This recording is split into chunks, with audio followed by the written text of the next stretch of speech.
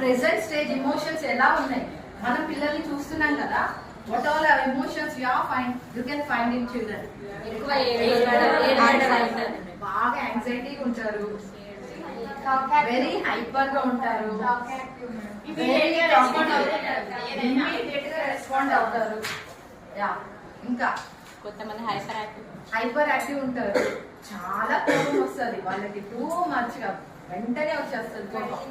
Crying, బాగా ఏడుస్తారు, సాధించడానికి కింద పడి కొడుతారు. ఏంటి చాలా హైపర్ ఉన్నాయి కదా అవన్నీ ఎమోషన్స్ అన్ని. సో ఇది ఈ స్టేజ్ లో ఆ ఎమోషన్స్ అన్నిటినీ కూడా ఏ విధంగా మనము మేనేజ్ చేయాలి, ఏ విధంగా వాళ్ళకి నేర్పించాల్సి ఉంటది.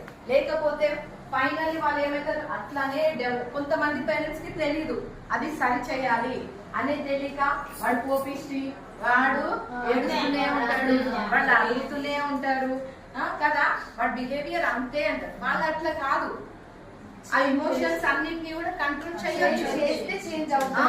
వాడికి చెప్పే వాళ్ళు లేక అది ఓకే అనేసి దాన్ని డెవలప్ చేసేసుకుంటారు. So that finally impacts the society. అదే విధంగా పెరిగిన పిల్లలు ఫైనల్లీ ఏమైతారు, కోపిష్టి లాగానే ఉంటాడు కదా, అలిగే వాళ్ళ లాగానే ఉంటారు. So they don't know how to manage their emotions. కాబట్టి మన చేతిలో మన పిల్లలు ఇప్పుడు బేసిక్ స్టేజ్ లో మన